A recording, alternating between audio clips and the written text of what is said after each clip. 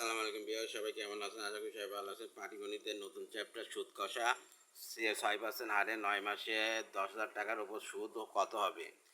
6% হারে 6% হার বলতে বোঝা যাচ্ছে 100 টাকায় 1 বছরের সুদ 6%। 100 টাকায় 1 বছরের সুদ এই 6% হারে বোঝা যায়। তাহলে আমরা কী জানি 1 বছর সমান সমান 12 মাস। তাহলে 100 টাকার 12 মাসের সুদ 6 টাকা। অতএব 1 টাকার 12 মাসের সুদ 6/100 টাকা। অতএব 1 টাকার 1 মাসের সুদ 6/100 ইন্টু 12 টাকা।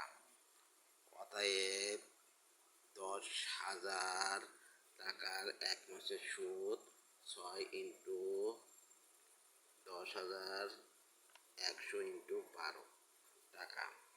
অতএব 10,000 টাকার 9 মাসের সুদ 9 মাসের সুদ 6 ইন্টু 10 ইন্টু 9 100 ইন্টু 12 0 কেটে যায় 0 কেটে যায়। তাহলে হচ্ছে 12, এটা হচ্ছে 3, এটা হচ্ছে 4, এটা 2 আর এটা হচ্ছে 3, আবার হচ্ছে 2 আর এটা হচ্ছে 50।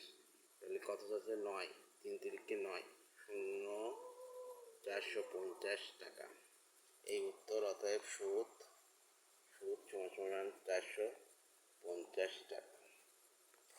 এই যে 9% হারে 9% সুদের হারে, তাহলে এই পার্সেন্ট থাকলে কি বলতে হবে?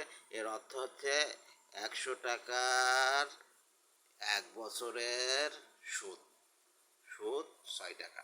তাহলে 1 বছর হচ্ছে 6 মাস। হ্যাঁ, এই পার্সেন্ট থাকলে যদি এই জায়গায় 10% থাকতো তাহলে 100 টাকার 1 বছরের সুদ 10 টাকা। হ্যাঁ, এই সুদ কথা অঙ্কের মেন উত্তর, মেন অঙ্ক। ধন্যবাদ।